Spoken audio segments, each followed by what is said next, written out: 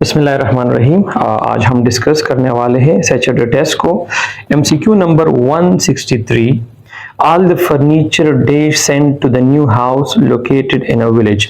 अब बहुत सिंपल सा है हमारे पास। यहाँ पर देखिए आपके पास जो पॉइंट है, यहाँ पर आपके पास ऑल को देखिए, इसके बाद हमारे पास सिंगुलर वर्ब भी आता है और इसके बाद you can use plural verb. अब यहां पर हमें पता किस तरह चलेगा where to use singular verb and where to use plural verb. Simple word में अगर ऑल के बाद प्रीपोजिशन है, यहां पर नाउन आपके पास काउंटेबल है, इट मस्ट बी प्लूरल, और इसके साथ जो वर्ब होगा ये भी प्लूरल होगा।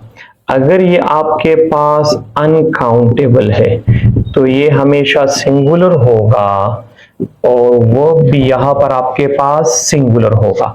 तो यहां पर आपके पास है ऑल द फर्नीचर, यहां पर प्रीपोजिशन भी नहीं है, नो इशू। लेकिन यहां पर अनकाउंटेबल अगर हो तो हमारे पास होगा, या कलेक्टिव नाउन हो, यहां पर आपके पास सिंगुलर वर्ब हैज बीन। अभी आपके दिमाग में है हैड बीन क्यों नहीं आता, क्योंकि यहाँ पर तो सिंगुलर और प्लूरल का इशू नहीं है। तो सिंपल वर्ड में याद रख के जब भी हम इस्तेमाल करते हैं हैड, हैड के साथ third form of verb, it means past perfect. तो पास्ट परफेक्ट के लिए याद रखिए आपके पास कौन सा एक्शन होता है। दिस वन इज टाइमलाइन, ये आपके पास प्रेजेंट है। फॉर एग्जाम्पल अभी हमारे पास जो टाइम है, दिस इज 2:10 PM। अब एक काम आपने किया है, लेट्स सपोज 11 AM को, और इससे पहले एक काम किया है आपने कब, दैट इज 8 AM। तो जब भी आप मेंशन करते हैं इस टाइम को तो इसका हवाला देना लाजमी होगा। Simple word past of the past is called past perfect. Past of the past को हम पास्ट परफेक्ट कहते हैं। तो यहां पर आपके पास दूसरा मेंशन करना लाजमी है। अब इन द गिवन सेंटेंस आपके पास दूसरा कोई टेंस नहीं है, दैट इज व्हाई हम कभी भी जो है उसकी तरफ नहीं जाएंगे। तो option number B is the correct one. Next one है the jury they still considering their verdict. अब बहुत सिंपल सा ट्रिक आप जरा देखें। हमारे पास बेसिकली ये क्या है, कलेक्टिव नाउन है। अब कलेक्टिव नाउन आपके पास सिंगुलर भी होता है और आपके पास प्लूरल भी होता है। ये हमारे पास आसान सा पॉइंट है। अब इसको हम किस तरह सिंगुलर, अगर आपके पास यूनाइटेड सेंस हो और अगर आपके पास डिवाइडेड सेंस हो, कभी कभार आपको पता नहीं चलता whether it gives United sense और डिवाइडेड सेंस। आसान सा ट्रिक है। यहां पर अगर आपके पास प्रोनाउन होगा तो ये आपके पास इट्स होगा, यहां पर आपके पास जो प्रोनाउन होगा ये देयर होगा। अब यहां पर आप देखिए आपके पास है the jury they still considering their verdict.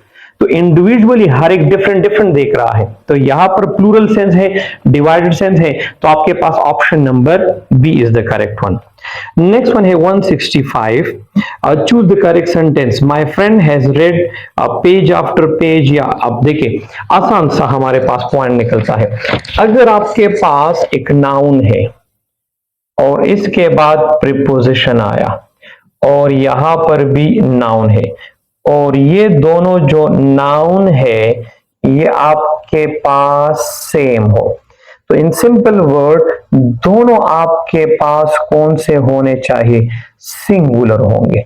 अगर दोनों नाउन सेम हो, फॉर एग्जाम्पल मैंने यहां पर लिखा किंगडम आफ्टर किंगडम हैव या हैज बीन कंकर्ड। अब यहां पर अगर मैं इसको किंगडम्स कर लूं तो ये हमारे पास ग्रामेटिकली गलत होगा। दूसरा पॉइंट, यहां पर आपके पास जो वर्ब होगा इट मस्ट बी सिंगुलर। अब यहां पर आप देखिए point, my friend has read, singular verb है, read page after page. Option number B में अगर आप देखिए पेजेस आफ्टर पेज, तो option number A is the correct one. फिर है हमारे पास 166, कभी भी आपके पास ये वाले अल्फाज आ जाए, फॉर एग्जाम्पल आपके पास आया ईच आई या एवरी आई, या एक लफ्ज की एंडिंग वन से हो, बॉडी से हो या थिंग से हो। तो हमारे पास है सम, एनी, नो और एवरी। अब यहां पर देखिए समवन, हमारे पास somebody, something, anyone, anybody, anything. इसी तरह no one, nobody, nothing, everyone, everybody, everything. ये हमारे पास जब भी ये अल्फाज आ जाए तो याद रखिए वर्ब आपके पास हमेशा सिंगुलर होगा। तो यहां पर आपके पास कौन सा है, हमारे पास हो जाएगा ऑप्शन नंबर, कौन सा हो जाएगा, ऑप्शन नंबर है that is A is the correct one. Next one है choose the correct sentence, each of the two boys has paid her school. अब ये देखिए आपके पास एग्रीमेंट है, हमारे पास प्रोनाउन, अब देखिए आपके पास लिखा हुआ है बॉयज, तो बॉयज के लिए आया हम हैज का इस्तेमाल करते हैं या हर का इस्तेमाल करते हैं या देयर का। अब ज्यादा तो है देयर है, लेकिन ऑप्शन में अगर आप देखें तो ऑप्शन में आपके पास कोई ऑप्शन है नहीं। बॉयज के लिए हम क्या मैस्कुलिन जेंडर की तरफ जाएंगे, फेमिनिन की तरफ नहीं जाएंगे। तो यहां पर आपके पास option number B is the correct one. Next one है choose the correct sentence. Although the data was conclusive, the committee decided to delay the vote.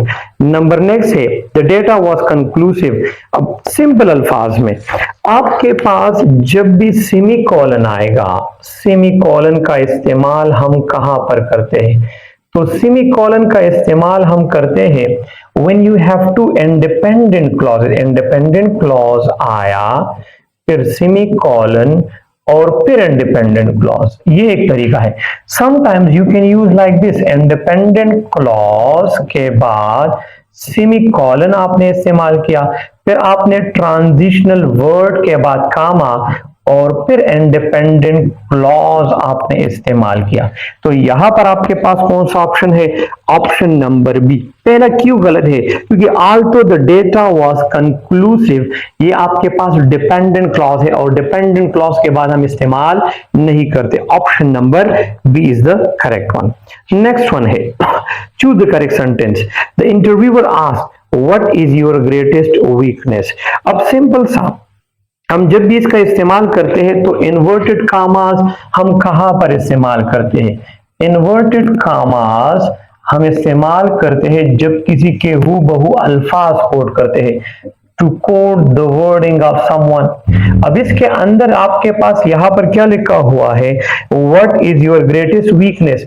अब यहां पर मैंने लिखा what is your greatest weakness.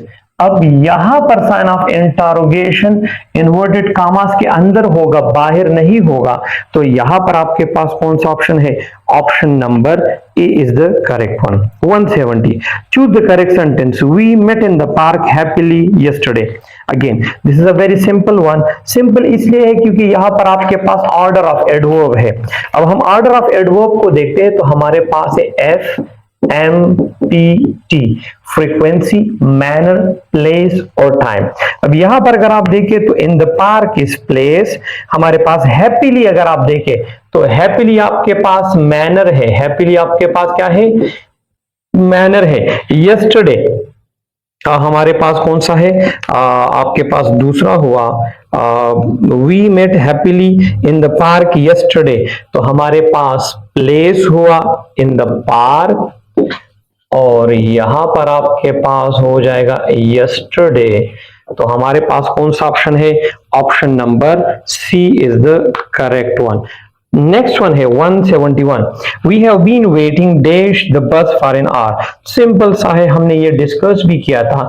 एक है हमारे पास सिंस और दूसरा हमारे पास है फॉर। सिंस का इस्तेमाल हम करते हैं पॉइंट ऑफ टाइम के लिए और एग्जैक्ट टाइम के लिए, और फॉर का इस्तेमाल हम करते हैं that is period of time, जिसका मतलब आपके पास होता है नॉट एग्जैक्ट टाइम।